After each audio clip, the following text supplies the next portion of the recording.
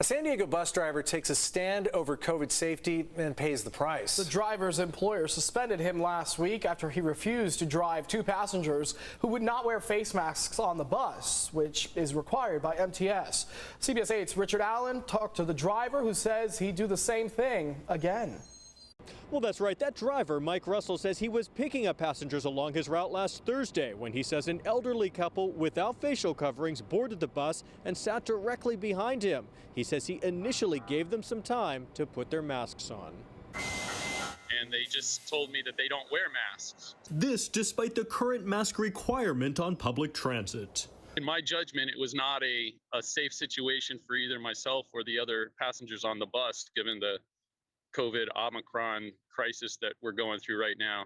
Russell then decided to pull over at the next stop in Spring Valley, where he got off and called a supervisor. They sent him out, and it took about an hour, and they took over the bus and sent me back in a car to the main office, and then I was immediately suspended from there.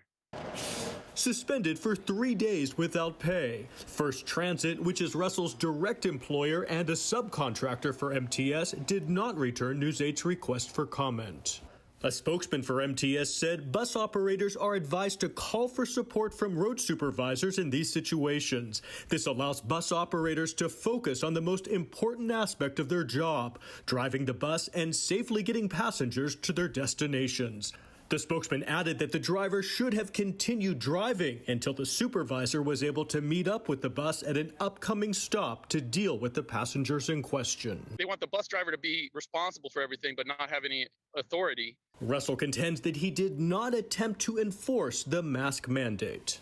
But I technically didn't enforce anything. I let them on the bus. I took them for their ride, and they eventually got to where they were going. I just refused to drive an unsafe bus. One rider who was not on that particular bus says she believes it was an overreaction to stop the bus, forcing passengers to wait.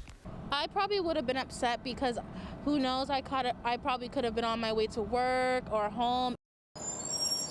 Russell concedes that passengers may have been frustrated, but stands behind his actions. Everybody should feel safe when they're riding on public transit. And Russell also says he would take the exact same action if confronted again with another passenger who refuses to wear a facial covering.